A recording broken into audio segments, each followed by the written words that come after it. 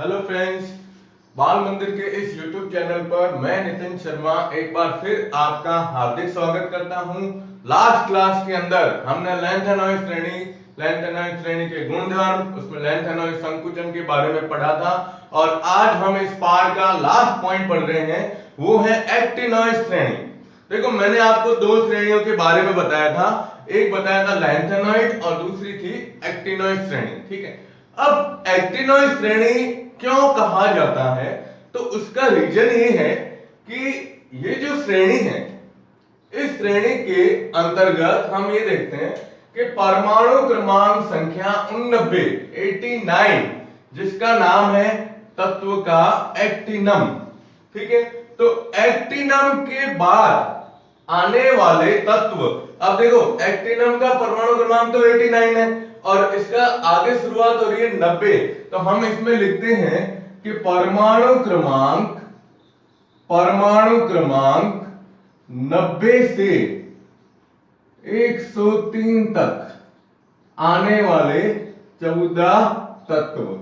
देखो यहां परमाणु क्रमांक 90 से लेकर 103 तक आने वाले जो 14 तत्व हैं, उन तत्वों को एक्टिनॉइड श्रेणी के तत्व कहा जाता है।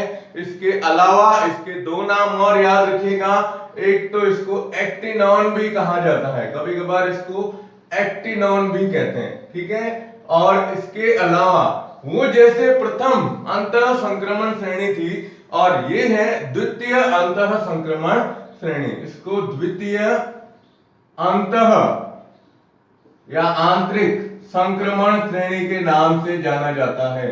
द्वितीय या अंतः संक्रमण श्रेणी के नाम से जाना जाता है। ठीक है, एक्टिनम के बाद आने वाले कितने 14 तत्व, परमाणु क्रमांक 90 से 103 तक के जो 14 तत्व हैं वह इसी श्रेणी के अंतर्गत आते हैं।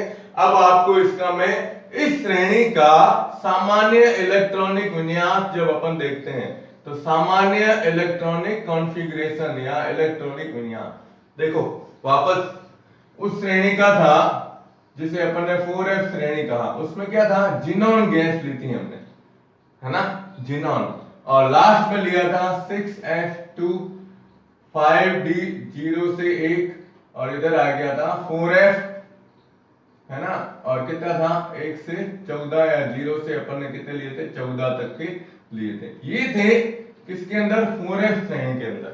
ठीक है, क्योंकि देखो यहां जिनॉन आने का मतलब यहां था कि आने वाले जो तत्व जो अपन ने लिए थे वो परमाणु क्रमांक 58 से लिए थे ना, तो 58 से पहले कौन सी गैस आती है, 54 नंबर जिनॉन गैस आती है। अब यहां हम ले रहे हैं परमाणु क्रमांक 90 या 90 से शुरुआत करते हैं। अब श्रेणी तो 90 से शुरू होती है लेकिन बोलते क्या है 89 से, है ना।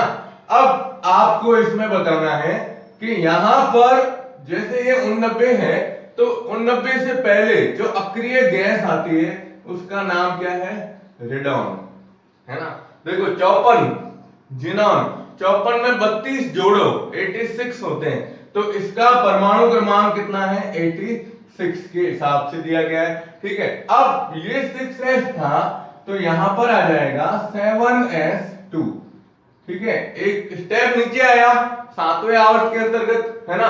तो अब ये 7s है तो ये 5d की जगह क्या आ जाएगा, 6d। अब इसमें 0 से 1 है तो इसमें अपन बताते हैं 0 से 2, क्योंकि इसमें एकमात्र ऐसा तत्व है जिसके अंदर d कक्षक के अंदर 2 इलेक्ट्रॉन भरे जाते हैं। अब ये 6d है, यहाँ 4f है तो एक और इसमें कम करो 6 में, तो क्या जाएगा 5f 0 से 14 तक के। तो ये आपको याद रखना है किसका इलेक्ट्रॉनिक विन्यास है, सामान्य इलेक्ट्रॉनिक विन्यास एक्टिनॉइड श्रेणी का। अब इनमें आने वाला इलेक्ट्रॉन किसमें भरा जाता है, 5f कक्षक के अंदर भरा जाता है, यानी एक्टिनॉइड श्रेणी को हम 5f श्रेणी के नाम से भी जानते हैं। कौन से नाम से, 5f श्रेणी के नाम से भी जाना जाता है। ठीक है, तो ये आपको जनरली इसमें बताना है कि एक्टिनॉइड श्रेणी क्या होती है, या इसको एक्टिनॉन है, द्वितीय अंतर संक्रमण श्रेणी है, ये इसका इलेक्ट्रॉनिक विन्यास है। अब इन तत्वों को देखो, आप ध्यान से देखिएगा, इस श्रेणी के जितने भी तत्व हैं वो सभी रेडियो सक्रिय तत्व कहलाते हैं। ध्यान रखना, सभी तत्व, यहां लिख देता हूं, सभी तत्व रेडियो एक्टिव है या रेडियो सक्रिय, रेडियो एक्टिव तत्व हैं। सभी तत्व क्या है? रेडियो एक्टिव तत्व है। जबकि लैंथेनॉइड श्रेणी में एक ही था, कौन सा? प्रोमेथियम।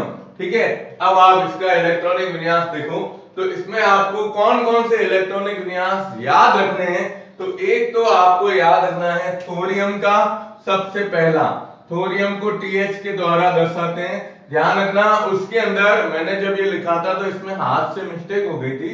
वो ये था कि उसमें परमाणु क्रमांक संख्या 69 जो थूलियम के रूप में लिखा गया है उसका प्रतीक ये था, 69 का प्रतीक TM था। वो मैंने गलती से क्या हुआ, ये इस तरह से लिख दिया था। तो उसको आप है ना 69 को थोड़ा सा वहां पे करेक्शन कर देना, H की जगह M लिख देना। ठीक है, अब देखो आप थोरियम रेडॉन 5D, अब ये 6D2 है। डी के अंदर कितने हैं देखो कैसे करते हैं। इसका है परमाणु क्रमांक 86, ठीक है 86। अब ये क्या है 90 है, तो सबसे पहले 7s2 तो होता ही है। तो यहां आ गया 86 और 2 88 और 2 90। फिर देखो 91 के बाद अब बोरान में आता है तो 86, ठीक है ये हो गए 86 के बाद इधर आ जाएगा 2 88 1 89 और 3 कितने हो गए बोरानो। फिर ये 93 94। अब यहां पर देखो कि एक ये प्लूटोनियम एक अमरीशियम, इनमें डी कक्षक के अंदर 0 है। और इधर भी आप देखोगे तो सभी के अंदर डी के अंदर कितने इलेक्ट्रॉन आ रहे हैं? 0 इलेक्ट्रॉन आ रहे हैं, है ना। तो इसमें आपको ध्यान रखने हैं कौन कौन से। एक तो मैंने देखो स्टार कर दिया है, ये लिखा हुआ ना यूरेनियम, कौन सा है? यूरेनियम, सबसे महत्वपूर्ण, क्योंकि इसी के ऊपर सवाल आता है। ठीक है, तो देखो आप नाम, पहले नाम देखो, यूरेनियम प्रोटेक्टिनियम, यूरेनियम नेप्टियम, ठीक है। फिर प्लूटोनियम, अब ये दोनों नाम किसके ऊपर आ गए? ग्रह के ऊपर। फिर अमरीशियम अमेरिका के ऊपर। क्यूरियम जो क्यूरी, माइकल क्यूरी के नाम से जो वैज्ञानिक थे उनके नाम के ऊपर है। बर्किलियम, ये भी ये अपने क्या कहते हैं इसको, बर्किलियम का नाम भी वैज्ञानिक के ऊपर पड़ा है। कैलिफोर्नियम, कैलिफोर्निया के द्वारा उसमें प्राप्त किया गया था आइंस्टीन के नाम पर, आइंस्टियम, ठीक है। फर्मियम भी वैज्ञानिक थे। मेंडलिफ की आवर्त सारणी के हिसाब से इनका नाम दे दिया। और नोबेलियम का नोबेल प्राइज जिसके नाम से दिया गया उसको नोबेलियम। और लॉरेंशियम जो जगह है सेंट लॉरेंस, आपने सुना होगा लंदन और उस साइड में जो है उसके नाम के ऊपर पड़ गया लॉरेंशियम। तो यहाँ ये सारे आपको परमाणु क्रमांक तत्व वगैरह देखने हैं। ठीक है, इसमें याद रखिएगा जो मैंने यहाँ ग्रीन स्टार किए हैं, ये 1 2 3 4 और 5, इनमें से किसी एक का इलेक्ट्रॉनिक विन्यास पूछा जाएगा। ठीक है, तो एक तो आप इसका सामान्य इलेक्ट्रॉनिक विन्यास ये याद रखिएगा, कौन सी श्रेणी है? एक्टिनोइड श्रेणी है। ठीक है, तो पहले आप इसका स्क्रीनशॉट ले लो, फिर मैं इसके बारे में और जानकारी देता हूं। ओके, चलिए अब देखो,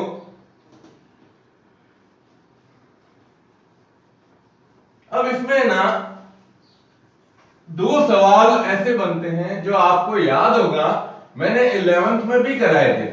11th के अंदर जब अपन ने पीरियोडिक टेबल पढ़ी थी तो पीरियोडिक टेबल के अंतर्गत मैंने कहा था कि ये आपको थोड़ा सा ध्यान रखना है। ठीक है, जिसमें एक तो आता है, इसमें याद रखिएगा सवाल पूछा गया था।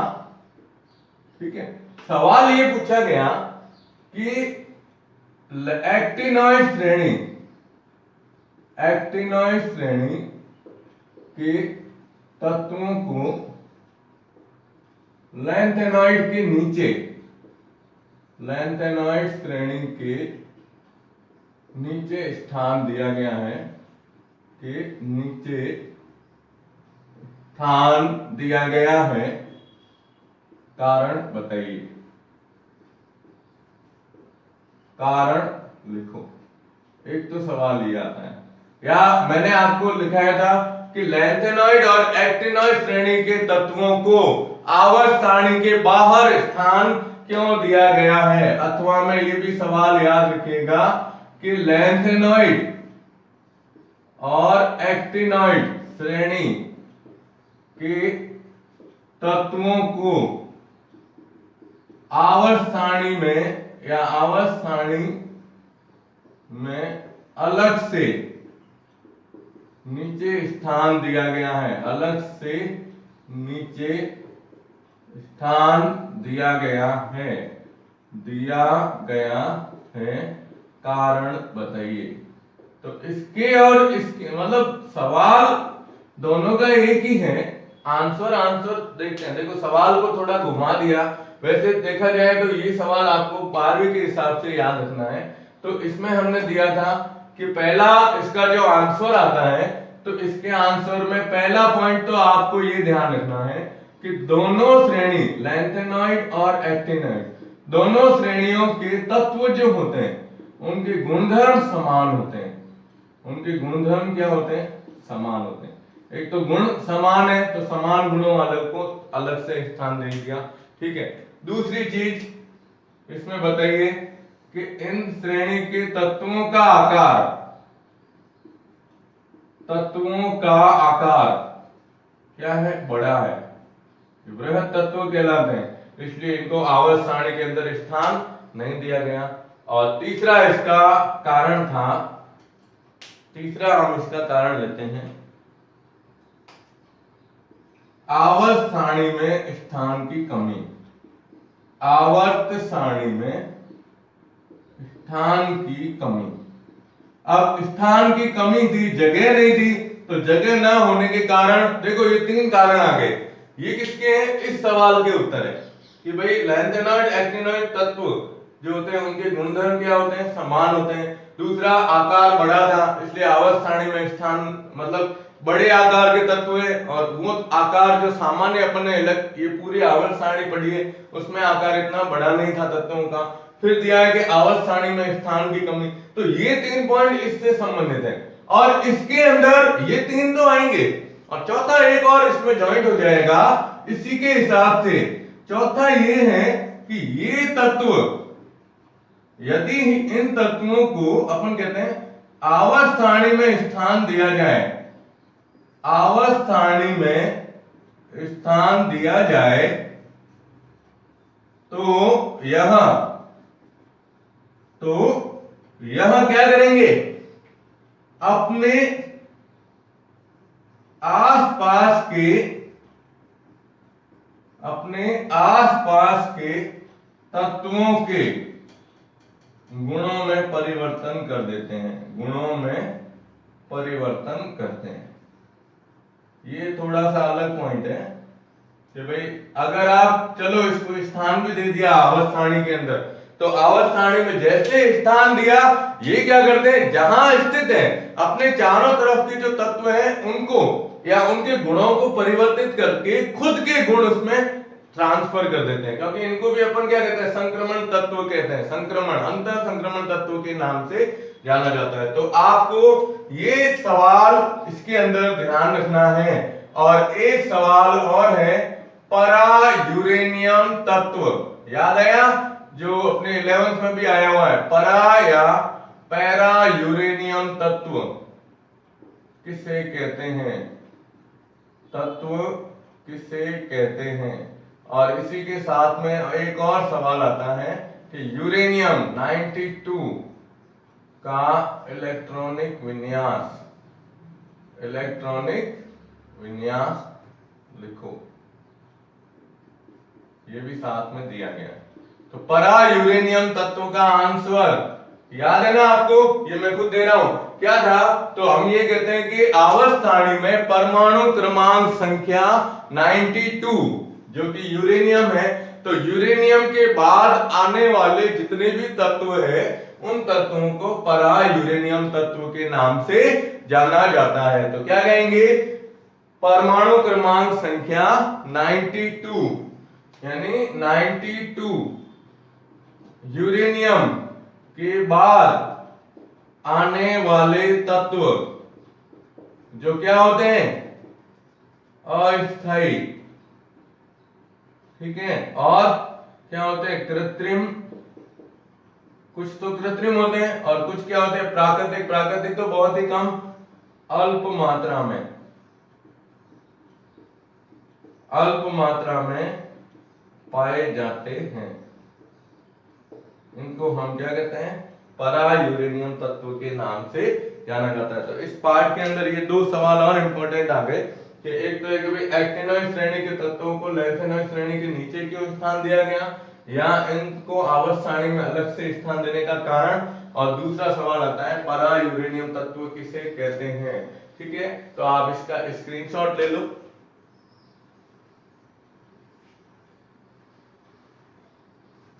ठीक है, अब इस पार्ट का लास्ट टॉपिक हम लेते हैं,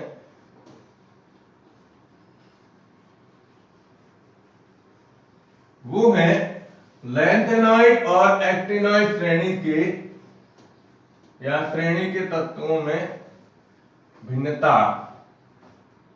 क्या कहते हैं अपन, लैंथेनॉइड और एक्टिनॉइड श्रेणी,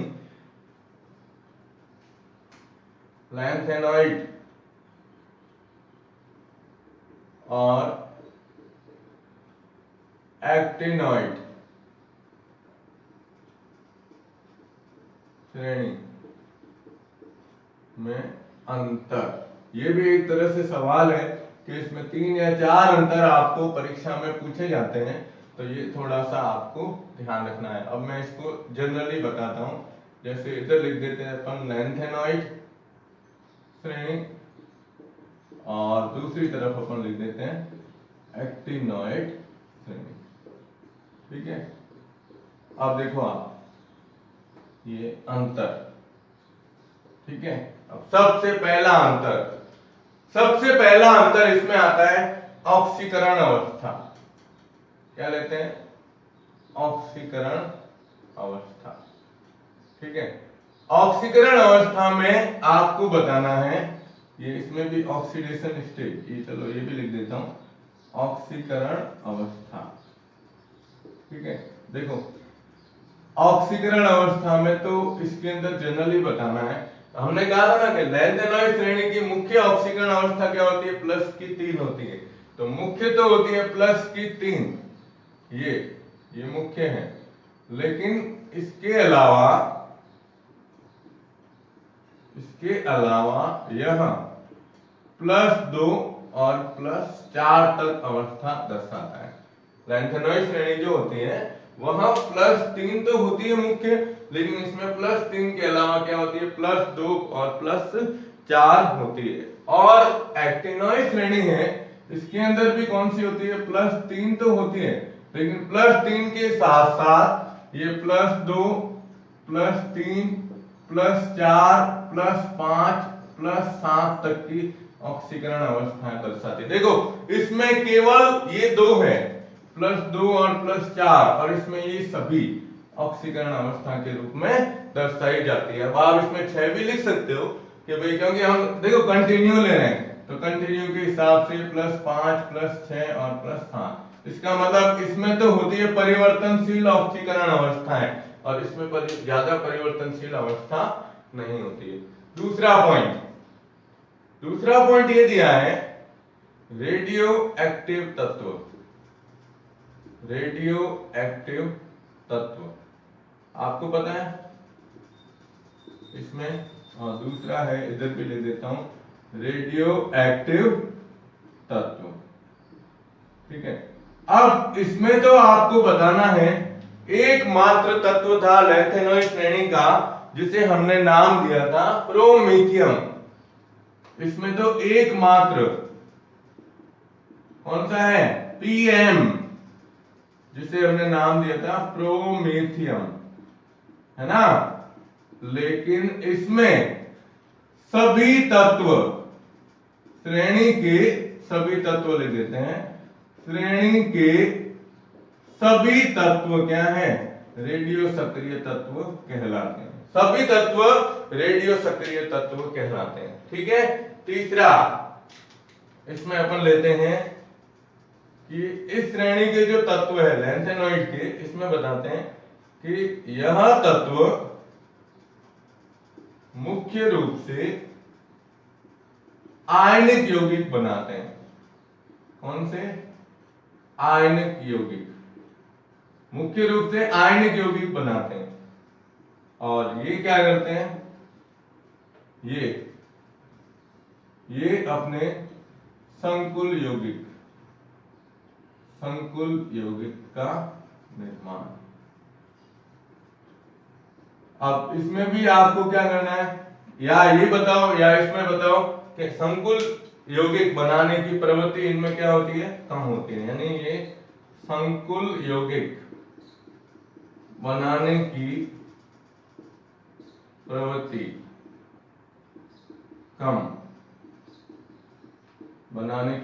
क्या होती है?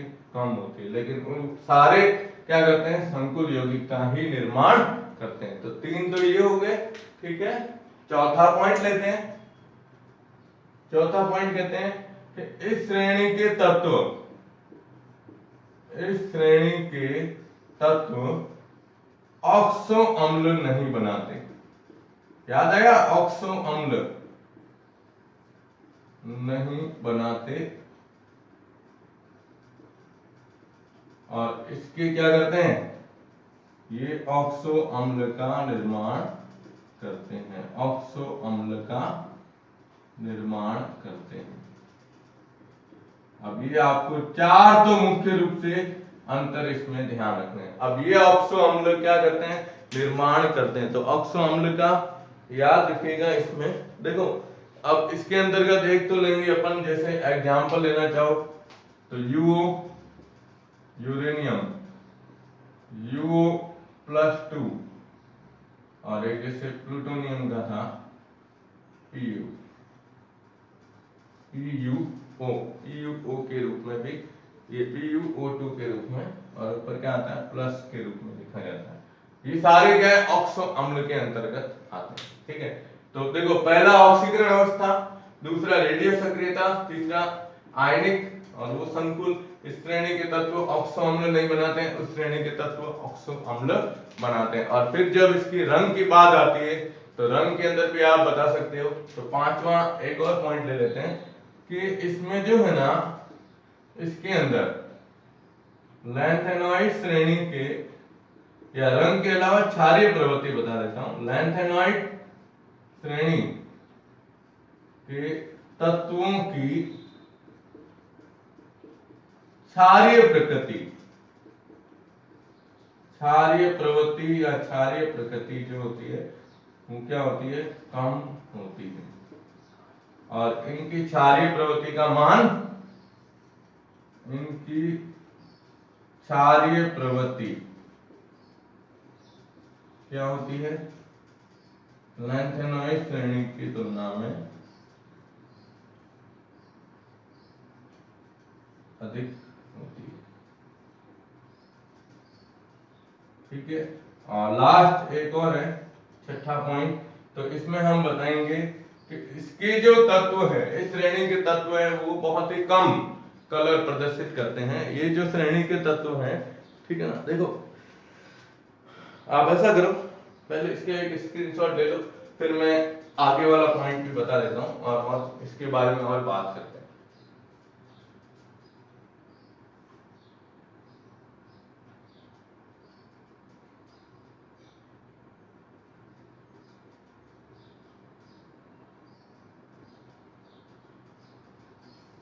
ठीक है, चलिए लास्ट पॉइंट ले लेता हूं मैं। इसका 6ठा पॉइंट वो ये है कि इस श्रेणी के लास्ट, देखो 6ठा पॉइंट है इसका। तो 6ठा पॉइंट आएगा कि इस श्रेणी के त्रिधनायन, यानी जो किसके रूप में है? +3 के रूप में होते हैं, वो रंगहीन होते हैं। क्या होते हैं? रंगहीन होते हैं। और इसमें आपको बताना है कि इसके त्रि और चतुष धनायन, रंगीन रंगीन कलर्ड और अनुचुंबकीय गुण दर्शाते हैं।